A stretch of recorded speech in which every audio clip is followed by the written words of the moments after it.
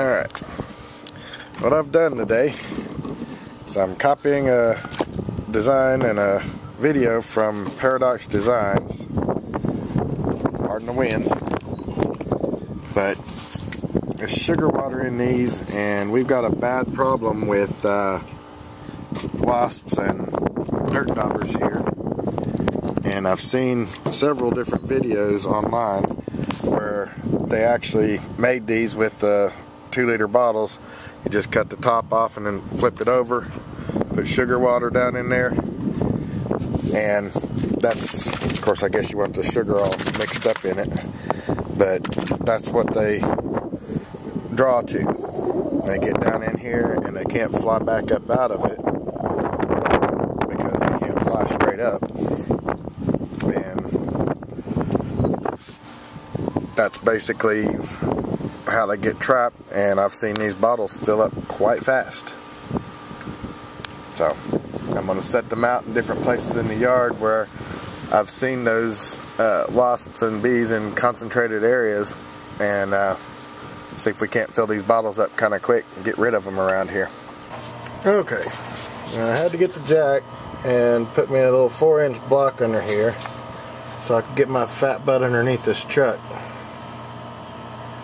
Don't judge me, I'm losing weight. Anyway, to find the fuel filter on this truck, there's the fuel lines coming down from the intake, and it comes down here. Basically, all you have to do to find the fuel pump, or fuel filter rather, is follow those fuel lines, and right there it is.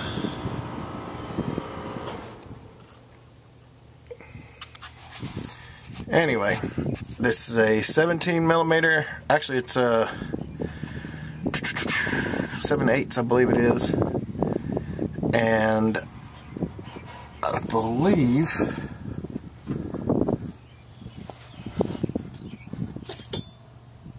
my tools are kind of dirty, I need to clean them all. That is a 20 or better. Try a 3/4 on this one. I think we're still quite a ways out. Yeah, that's a little bit bigger than a 3/4. So since I don't have anything larger than a 3/4 down here with me at the moment, I've done the next best thing and gotten a crescent wrench. Crescent wrench will go big enough to fit on there, and that's all you really need, something to hold that to keep it from turning with the lines. So you want to hold this steady and take out this one, and then do the same thing on the other side. Some of these fuel filters do not have the nut head on the other side too. In that instance, you still have to hold it over here and take it off that way. Once we get that done, then we've got to loosen, trying to see as well as do this, and that's not going very well. Got to loosen this bolt right here, and that'll allow this to loosen up and slide right out. I always slide it out forward because I can move these lines out of my way a little easier from the front side than I can from the back. But we'll see. Now, because the 17mm wrench that I was using was actually slipping,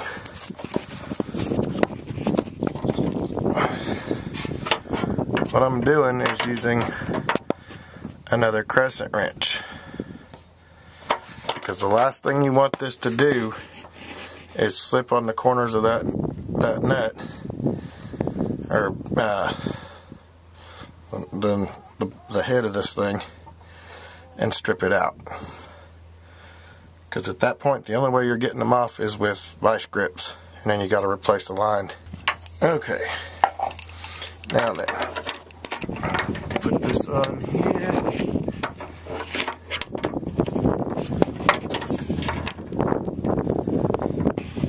Make sure it's good and tight.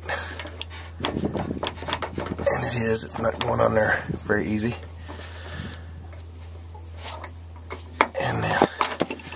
twist it off. Okay.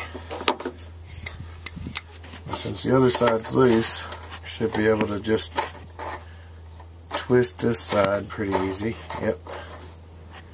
Now I'm not taking it all the way out because when I do, I'm going to get a face full of fuel. What I'm going to do is loosen this other side up, take them both out at the same time, and then we should be ready to slide it out and drop the new one into place.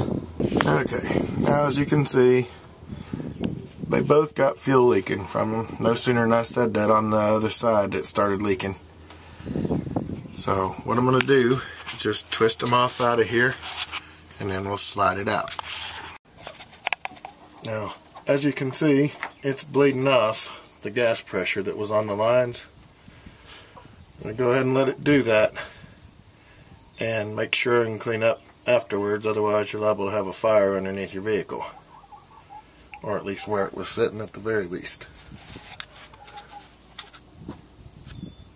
So basically you'll let that bleed off, then we'll work the line, work the filter back and forth in that little holder that it's in, and get the lines out of it, and then it's just a matter of sliding it out. I've already loosened the bolt that's holding it in. Basically we'll just open up the clip a little bit more, and should be able to just slide that right out, pop a new one in it, tighten the screws back down, and you're good to go. Okay, something I forgot. Would have made things a whole lot easier if I'd remembered it before it just accidentally happened for me. If you'll pop the fuel line out of that little bracket right there, if you're able to do that on your vehicle, the fuel filter comes out a whole lot easier if you do. I didn't remember that. And like I said, it happened accidentally for me, and it just worked out in my favor this time. But once you get the old one out, put the new one in, put the lines in and start threading it through, and get that all threaded up and snugged up before you start putting the bolts back in your bracket or snapping that back into the harness again. And there you have it, all buttoned up. Everything snapped back into the proper mounts. All those little bracket bolts clamped in good and tight. You always want to start them all by hand before you do anything else. Start twisting them in, both these and even these. If you get any one of them cross-threaded, and you're in a world of trouble.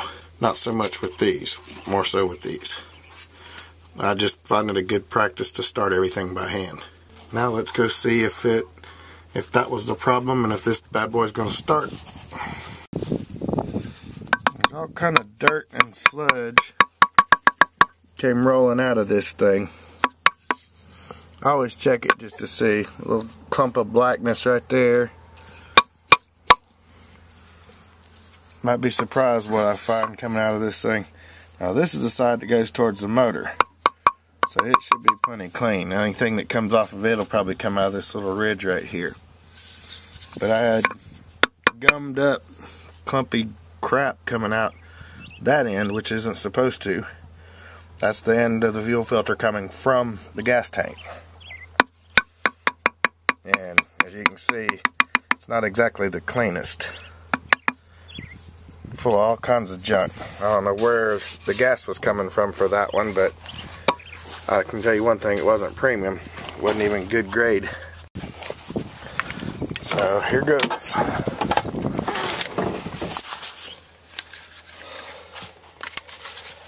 Let's see if that fixed it or if I still got work to do. I'm hoping this was it. Just for curiosity's sake, I'll give it a little charge.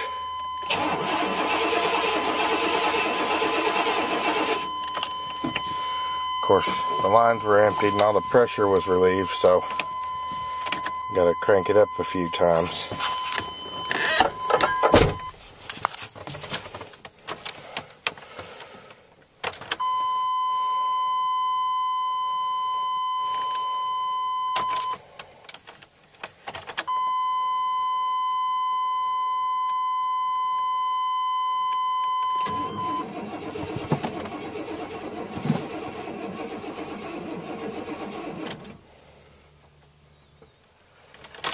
Okay, battery's almost dead again.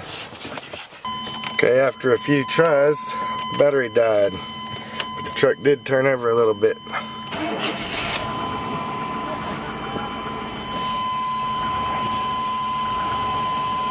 It is running. Not very well, but it is running. The filter is brand new and clean, so that's not the problem.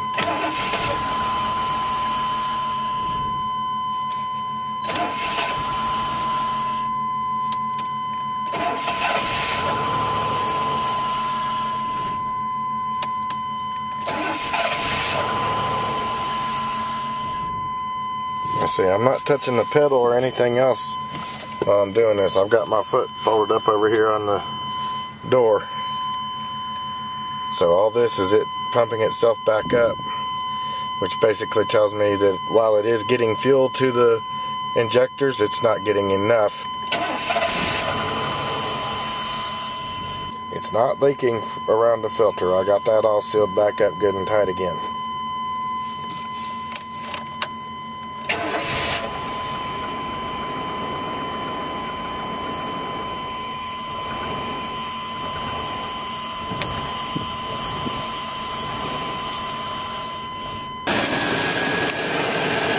Lesson of the day, people.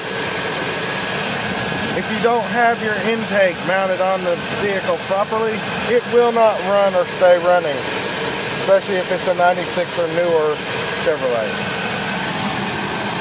Now, there's a bolt that goes on down in here, and it has disappeared. I don't see it on the top of the motor, but I'm holding this on here until this thing warms up. And then I'll show you what happens when it comes off. I'm also going to clean the mass airflow sensor because I'm sure it's just cruddy. I've got a can of the airflow cleaner in the back of my Tahoe. So we'll do that next. Alright, now we've only got 5 gallons of gas in this thing. It says it's got a quarter of a tank. This thing hasn't moved in a month, as you can tell by the nasty window. Get that good and cleaned off before we go trying to move it all. Gee, I'm getting sprayed in here. Well, at least I got the nasty outside part taken care of. There's nothing about the nasty inside that needs to be done still too.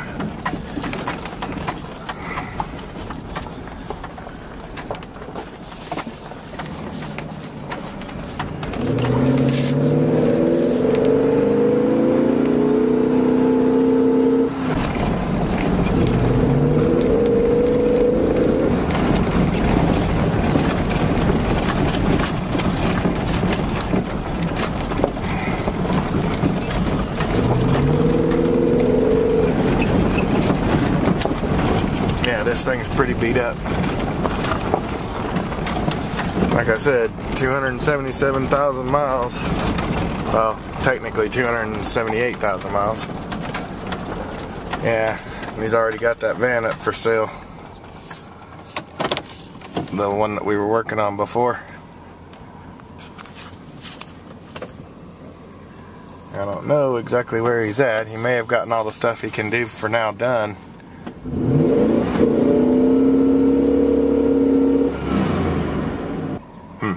Interesting. But it's running. It's no race truck, but it'll move.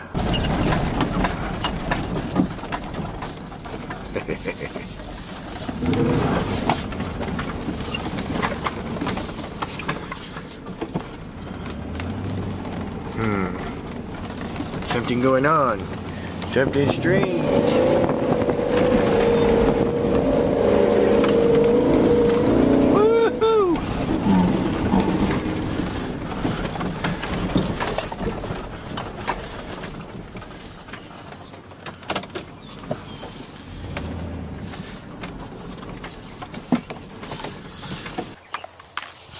Hey, boo girl. Hey, Bennett. Pretty boy.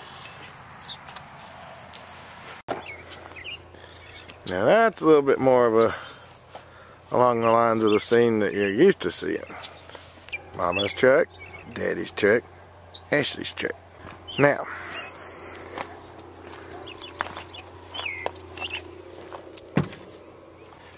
just to give you an idea of what all I had to do to this thing to get it running again, because it would not start up and run. Changed the fuel filter, which it needed, but that wasn't what was keeping it from running. Because even after changing the fuel filter, it still acted like it didn't want to stay running. I kept hearing what sounded like a vacuum line leaking and got out and looked, and the intake stuff was all off of it, meaning the air breather. All of this was off. It just kind of sat and rocked back, and it would not stay running. Now, she had this underneath it. Basically one of those little things that's supposed to cyclone the air coming into your vehicle. I took it back and tried to clean it up because I think we're going to sell it because it's about worthless. Anyway, took that off the throttle body, put it back down where it's supposed to be, borrowed the bolt off the intake of my daughter's S10, and since the little fly nut's gone, I got me a bolt to put on there and tighten it down to where that's fastened into place. Now that's not the way it's supposed to be, but that's what'll work for now. So I owe my daughter an intake bolt, and I need to get another fly nut. I probably need one for hers too, so it'll be a massive hunt at the junkyard tomorrow. I'm planning on going to pull apart. Since everything seems to be running so much better, we're gonna go to pull apart and actually get the parts we need for it. Once I held this intake in place, the truck ran fine. Warmed up, heated up, ran perfect. Not another problem. So what I did was put everything back to factory. Took this little piece of junk here off, because even if it did help, this motor's so far gone now with having almost 300,000 miles on it that it's not going to help that much. And besides that, this isn't making any more long trips back and forth to Brentwood unless we have to. She's got a car that'll do that now that doesn't even have, well, that just barely has over 100,000 miles on it. She can use this around here and ride around here in comfort at least. That's got this one fixed up. Mine, I need a transmission for. Actually, this one's got a really good, recently rebuilt transmission in it. I had it rebuilt by a GM mechanic with genuine GM parts for $650.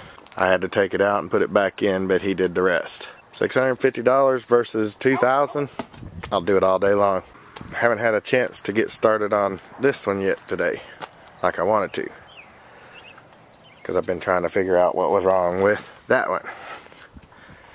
So now that we've figured it out and we got the junky aftermarket crap off of it, I'm gonna get started on my daughter's. Let me show you what we got going on here besides a bunch of dust and pollen. Now, I've already pulled these back out and unhooked them from the back side, so I can actually pull this clear up out of the motor bay. Those two lines right there are what I'm trying to get routed properly. They are where they need to be. This actually does go right back down in there and then hook right back down into the intake like so. The problem is, because they're not routed properly, they've got a little more height and a little more of a bow in them than they're supposed to have. So you can't mount this down, can't mount it down there where it's supposed to be mounted. And because of that fact, you can't put any of the spark plug wires on this side either. So I guess I should, well, I've got the opportunity, mount that bolt. Right there is how it's supposed to be mounted. That gives you enough clearance for the spark plug wires to come on. Now these will not go down because I routed them along the frame underneath, and I'll show you. Now, these fuel lines are actually supposed to be up here. They're supposed to run along the top of the transmission. I was actually trying to route them along here, along the frame and up, because that's how most vehicles do. But in this one, that's not the case. So I have to probably drop the transmission, the back of the transmission down, and get all three of these up on top of the transmission where they belong. So I guess the proper thing to be, or the proper thing to do, is put that down in there, and then get that mounted first down where it's supposed to be, so that it's out of the way. And these are supposed to mount in there like so.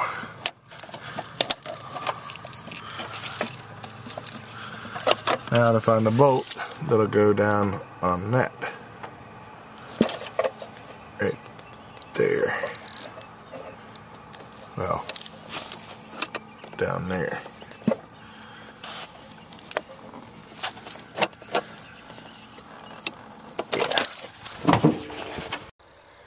See that 1 gallon mobile oil container sitting on top of that stack of wood?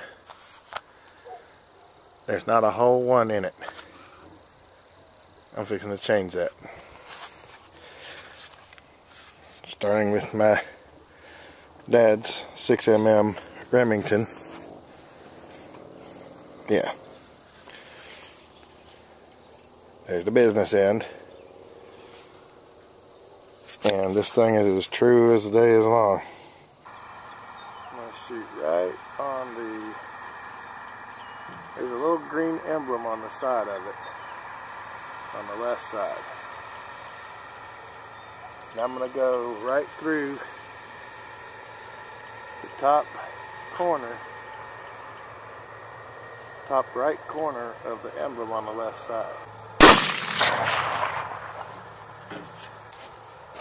Told you it was loud. Now let's go see what I've done. I may actually have to sight this thing back in. It's been a while and it's been bumped around quite a bit. Oh yeah. I'm off by several inches. Of course, this thing's been beat around and bumped around and everything else. See, I was actually aiming for right there. And it's actually low and to the left. Say about 2 inches, so definitely needs to be sighted in again. Let's see if I can go for this little deal. What's making it harder is it's getting dark, and that's quite a ways away in the dark. You can see the trailer is way over there.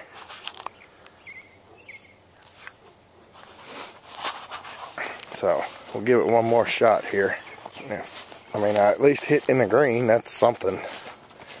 But nowhere near the expert mark I'm used to.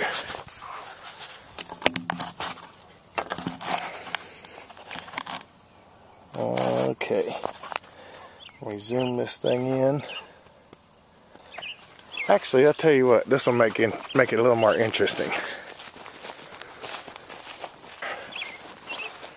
Because I know I'm a decent enough shot,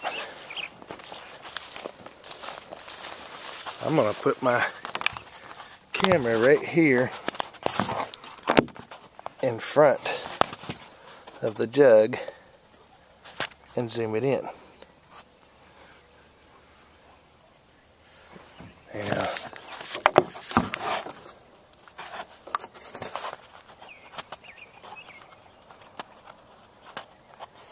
There we go.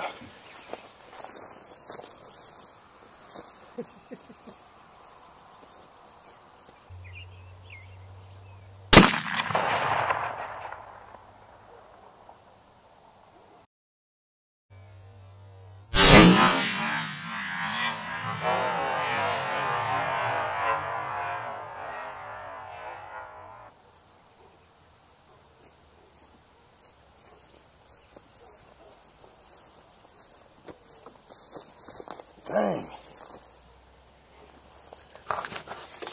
Y'all saw it go in. Was aiming for right there and hit way down there. I need to sight this gun in again. That's kind of screwed up because these sights haven't been moved. They haven't been moved in probably 10 years. Well, I'll have to do that another time. Anyway, you can see that's not too awful bad, even with an out-of-sight rifle. I mean, that's pretty good distance. So I didn't do too bad at all. I would have killed whatever I was shooting at. Oh, and it didn't do the usual thing. I was hoping it would have come out the other side like they usually do. Typically, you shoot in one side, and it's got that little 22 size hole right there. And when they come out the other side, they're the size of a coffee can. And for those of you that were concerned, there's nothing over that way for it to hit. There's a pond, some trees, a bunch of trees, really close grown trees, and then that bank for the railroad track. So if it was going to do anything, it would have dug in over there or plowed itself into one of the trees, or at the very worst case scenario, hit that little concrete culvert that my neighbor built over there and bounced back this way. But none of that happened. So we'll just call it a day, and I'll have to get out here and sight this thing in, because there's no way I can have this gun shooting like that. This has been the most true gun that I've ever had in my hands. Usually if I put the crosshairs on something and squeeze the trigger, I hit what I squeezed the trigger on. Yeah, that's quite a distance. But thanks for watching.